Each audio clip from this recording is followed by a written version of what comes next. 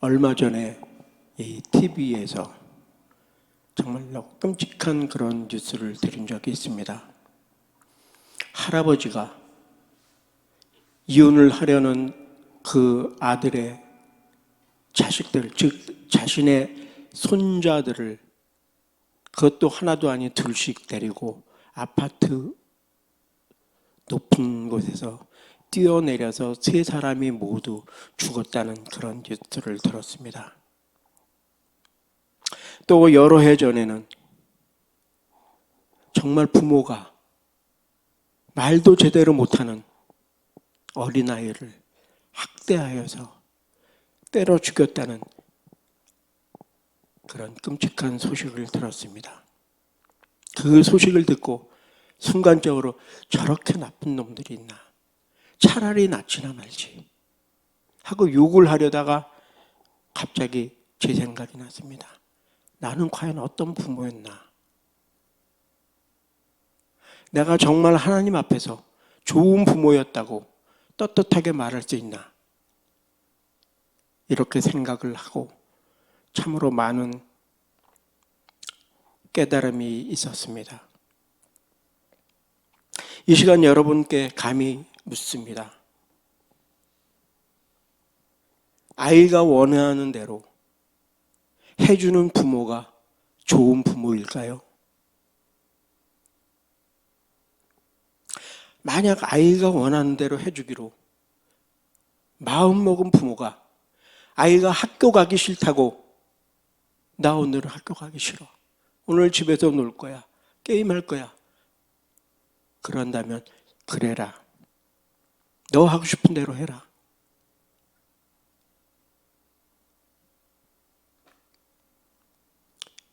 그런 부모가 좋은 부모일까요? 그런 부모는 아예 자식을 포기했거나 정상적인 생각을 가진 부모가 아닐 것입니다. 이 교회도 마찬가지입니다. 목사가 성도들 마음에 들기 위해서 성도들이 원하는 대로 목회를 하는 목사가 과연 좋은 목사일까요?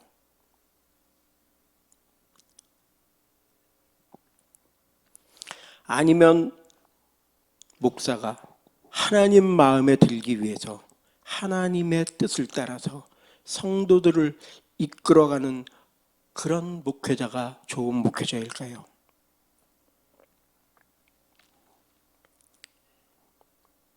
비전을 가지고 기도하면서 목사가 힘있게 밀고 나가면 반드시 반대하는 사람들과 투덜대는 사람들이 나타나게 마련입니다.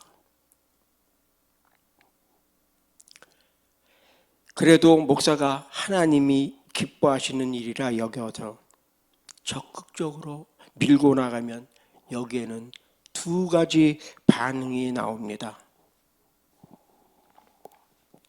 어떤 사람들은 참 목사가 고집도 세다. 막 간다. 정말 성격이 이상하다. 이렇게 트집을 잡는 사람들이 있고 또 한 부류는 이렇게 얘기를 합니다. 아, 저 목사님 정말 추진력이 있다. 카리스마가 있다. 이렇게 생각하는 성도들도 있는 것입니다. 그러니까 똑같은 입장을 놓고 똑같은 일인데 비판적인 사람이 있는가 하면 또는 믿고 따르며 그런 긍정적인 생각을 가지고 있는 사람들도 있습니다.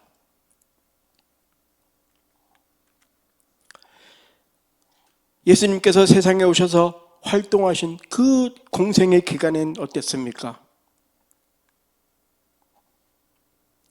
당시에 많은 사람들이 모두가 정말 하시는 일을, 예수님께서 하시는 일을 다 좋아하고 따랐을까요?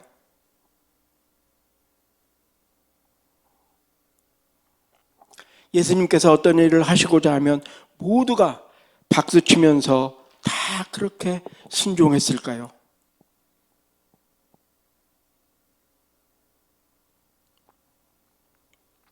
오늘 본문 말씀은 예수님께서 제자들과 갈릴리 호수 건너편 거라사인들의 땅을 지나가게 되셨습니다.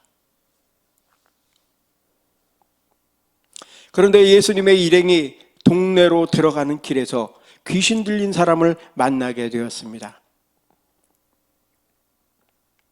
이 귀신 들린 사람은 오랫동안 옷을 입지 않았고 무덤 사이에 살면서 마을에서 다른 사람들과는 어울려 살 수 없는 정말 그렇게 버림받은 그런 인생이었습니다.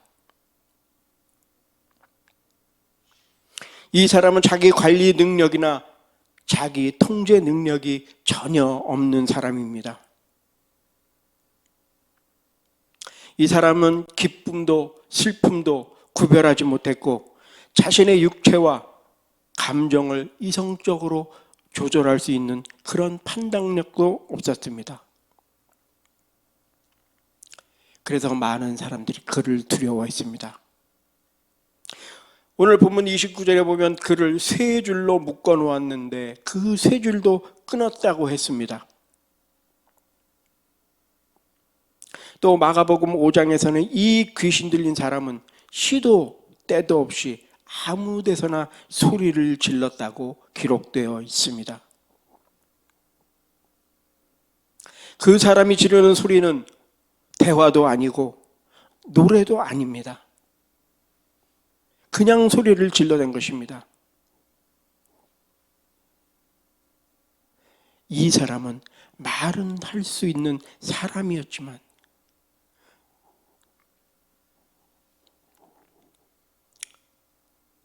사람다운 삶을 살지 못하는 사람이었습니다. 이 사람은 다시 말해서 지극히 비정상적인 그런 사람입니다. 사람 같지 않은 사람.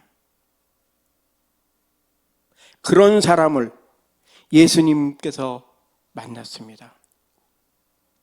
그리고 고쳐주셨습니다. 예수님께서는 그 귀신 들린 사람, 즉 그 비정상적인 사람을 깨끗한 그런 보통 사람으로 바꿔주셨습니다. 사람이 인생을 살아가면서 누구를 만나느냐, 누구와 함께 하느냐 하는 것은 매우 중요합니다. 그러나 세상에서 아무리 좋은 사람, 아무리 똑똑한 사람을 만나더라도 예수님을 만나지 못하면 영원한 실패자가 될 수밖에 없습니다. 그렇기 때문에 우리는 예수님을 만나야 합니다.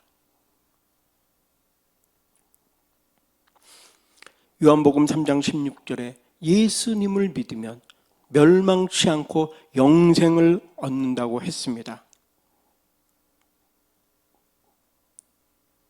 예수님을 만나야만 하나님의 자녀가 되고 천국 백성이 되는 것입니다.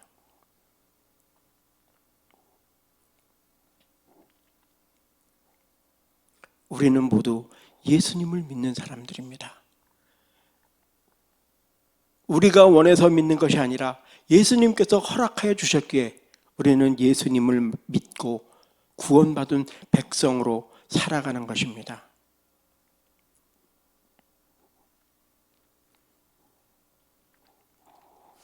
예수님 믿는 것 때문에 구원받은 것을 감사하고 또 예수님 때문에 행복한 것을 증거하면서 살아야 하는 것입니다.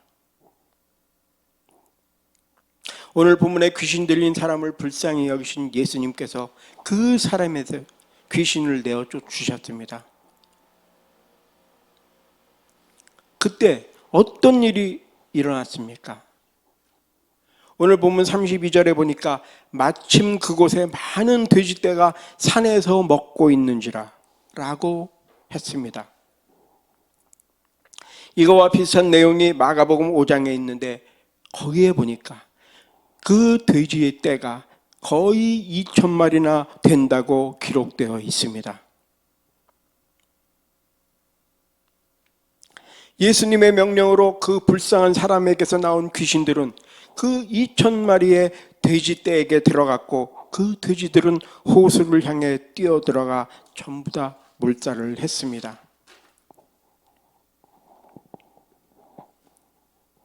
귀신 들린 한 사람을 살리기 위해 2,000마리의 돼지가 희생이 되었습니다. 한 사람이 2,000마리의 돼지보다 더 귀하기 때문에 예수님께서는 그 귀신들을 돼지에게 들어가게 하셨습니다.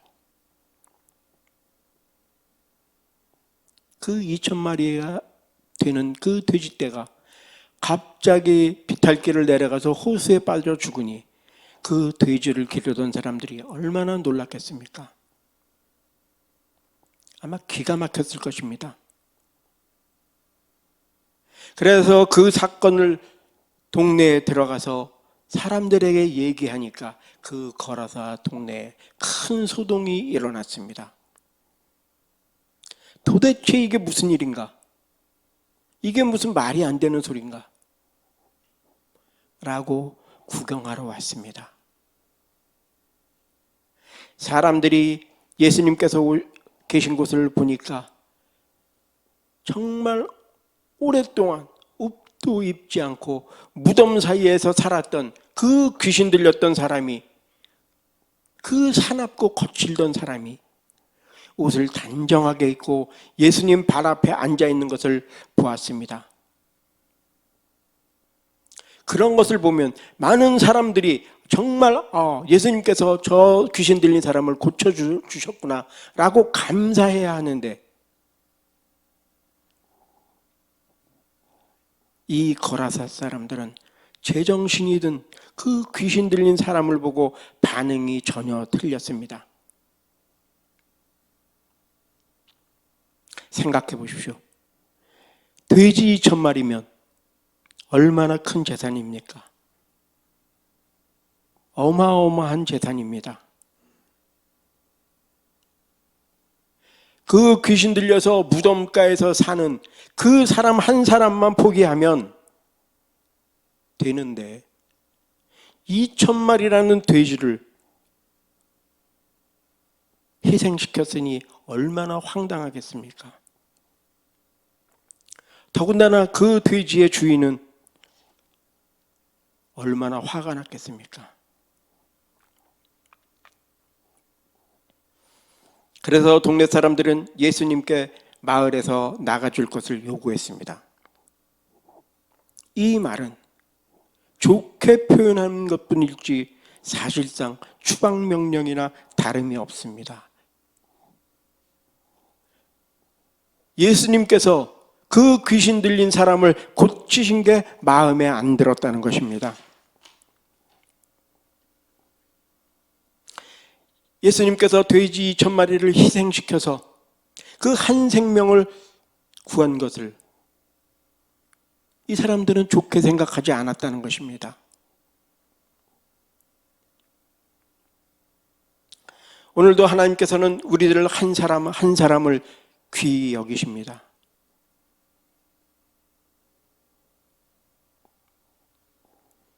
한 사람이 얼마나 중요한지 아십니까? 나 한 사람, 여러분 각자가 얼마나 중요한지 아십니까? 한 사람이 어떻게 세상을 살아가느냐에 따라서 한 가정이 살 수도 있고 무너질 수도 있고 흩어질 수도 있습니다. 또 한 사람이 어떻게 사느냐에 따라 나라와 민족이 살 수도 있고 망할 수도 있습니다.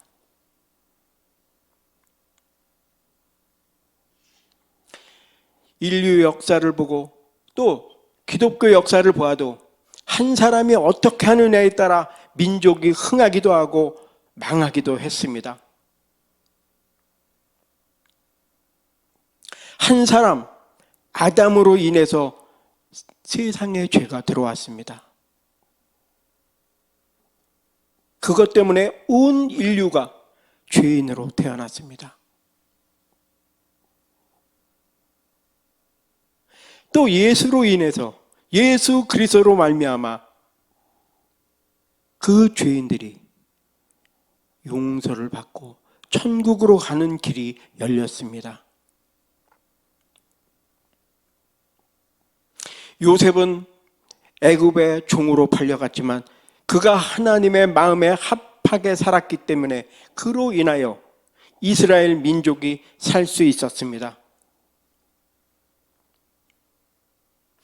사울은 기름 부은 한 나라의 왕이었지만 그가 하나님의 마음에 합한 삶을 살지 못했을 때 이스라엘 전체가 고통을 당했습니다. 한 사람이 제대로 서면 가문이 일어납니다. 한 사람이 바로 서 있으면 나라가 흥하기도 하고 망하기도 합니다. 한 사람이 바로 서면 교회가 부흥하기도 하고 성장이 멈추기도 하고 주저앉을 수도 있습니다. 한 사람 때문에 흩어질 수도 있습니다. 한 사람이 이처럼 중요합니다. 우리가 잘 아는 미국의 최고의 부자라고 하는 록펠러라는 사람은 98살까지 살았습니다. 그 록펠러라는 그 한 사람이 얼마나 많은 돈을 벌었는지 정말 수십 년 동안 전 세계에서 최고 부자라는 평가를 받았습니다. 요즘 부자라고 평가를 받고 있는 빌 게이츠, 또 그리고 세계에서 제일의 부자라고 하는 멕시코의 통신재벌 카를로스 슬림 회장이 이제까지 벌어들인 돈이 록펠러 한 사람이 벌어들인 돈의 3분의 1도 안 된다고 합니다. 얼마나 많은 돈을 벌었습니까? 그런데 록펠러가 어렸을 때 20센트를 가지고 시장에 물건을 사러 가는데 그의 어머니가 록펠러를 불러 세우면서 이렇게 얘기를 했답니다. 얘야, 네가 나가서 돈을 쓰는 것도 좋지만 먼저 11조를 떼야지 라고 했답니다. 록펠러는 그때부터 11조를 구별하기 시작했습니다. 그가 돈을 벌고 사업이 성장하여 11조가 많아지기 시작하자 그것을 계산할 수가 없었습니다.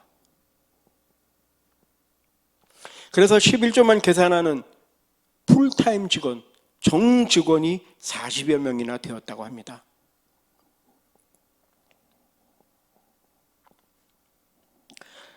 록펠러는 철저하고 정확하게 하나님 것과 내 것을 구별한 사람입니다. 뉴욕에 있는 리버사이드 처치를 세웠고 그는 시카고에 있는 시카고 대학을 세웠습니다. 미국에는 아이비리그라고 해서 정말 뛰어난 대학들이 많이 있습니다. 프린스턴, 하버드, 예일, 정말 많은 이름난 대학들이 있습니다. 비록 시카고 대학이 아이비리그엔 속해 있지 않지만 그 최고의 대학들이 시카고 대학을 따라오지 못하는 것이 하나가 있습니다.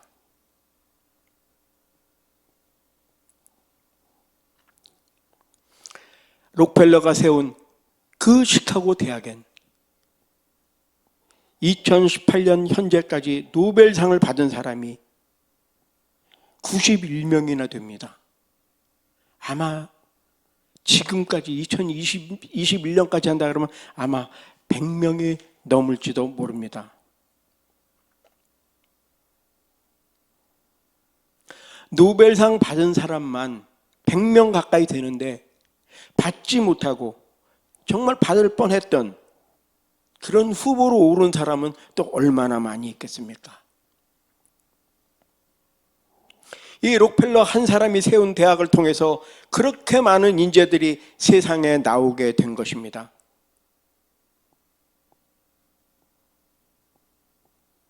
한 사람이 이토록 중요합니다.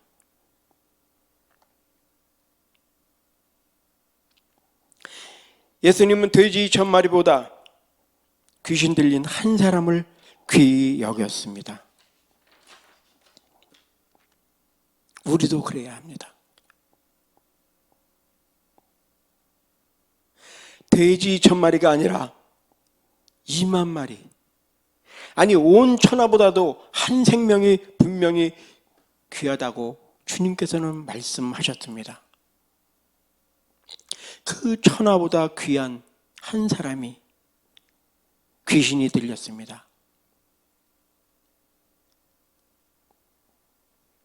그 귀신 들린 사람이 예수님을 만나서 깨끗함을 얻었습니다. 귀신이 떠나가서 정상적인 사람이 되었습니다.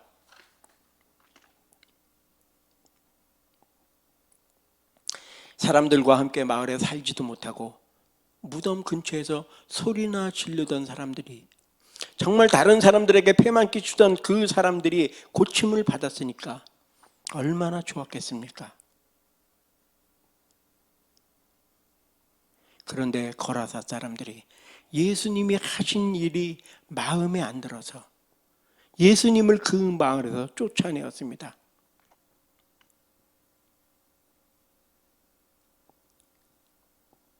추방령을 받으신 예수님께서 제자들과 함께 그 지방을 떠나려고 배를 타시려고 하는데, 그 귀신 들렸던 그 사람이, 깨끗함을 받은 그 사람이 예수님께 청합니다. 저도 주님과 함께 가게 해주십시오. 저도 주님과 함께 가겠습니다. 그 귀신 들렸던 사람은 그 동네에 살아봤자, 아, 저 사람은 미쳤던 사람이야, 귀신 들렸던 사람이야 라는 소리를 듣고 살 텐데, 차라리 그럴 바엔 예수님을 따라가고 싶습니다, 따라가려고 했던 것입니다. 그런데 예수님께서는 집으로 돌아가 하나님이 내게 어떻게 큰 일을 행하셨는지 말하라고 이렇게 말씀하셨습니다. 다시 말해서 네가 귀신 들려서 미친놈이었던 그 사실을 아는 사람들 곁으로 가서 하나님께서 내게 어떤 일을 행하셨는지 증거하라는 것입니다. 사람들은 나의 과거를 아는데 나의 치부를 아는 그곳은 가기 싫어합니다.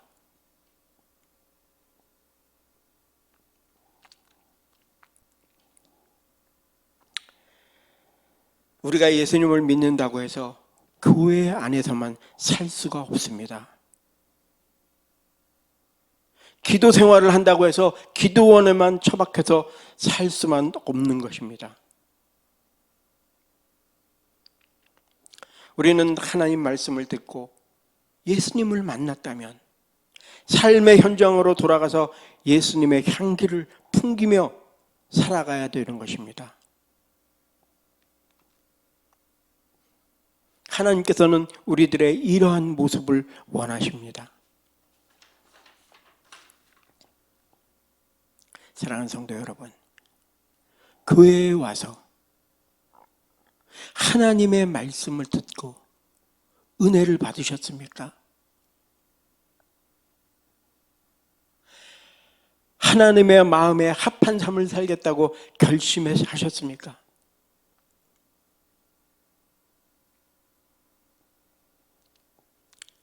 그렇다면 우리들은 정말 우리가 과거에 어떤 사람이었는지, 우리의 흉어물을 다 아는 사람들 곁으로 돌아가서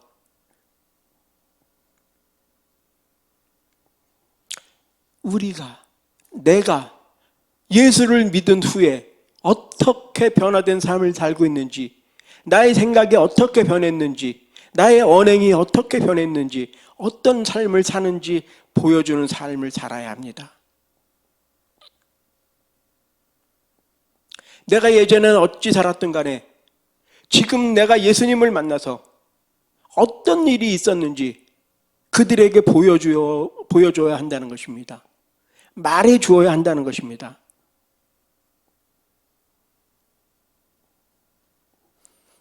그러므로 우리는 삶의 현장으로 돌아가야 합니다. 그것이 바로 하나님께서 원하시는 것입니다. 나 한 사람 때문에 교회가 설 수도 있고 교회가 무너질 수도 있습니다. 과연 우리는 어떤 사람입니까? 하나님께서는 한 사람 한 사람을 귀히 여기십니다. 저와 여러분은 천하보다 더 귀한 존재로 하나님께서 귀하게 여기심을 믿으시기 바랍니다. 하나님은 우리에게 분명히 약속하셨습니다. 내가 너희를 고아와 같이 버려두지 않겠다라고 약속하셨습니다. 오늘도 우리 한 사람을 통해 영광을 받으시기를 원하십니다. 비록 힘들고 어렵고 고통스러운 그 세상이지만 그 세상으로 나가서 빛이 되고 소금이 되는 삶을 살아가시기를 하나님께서는 원하고 계십니다.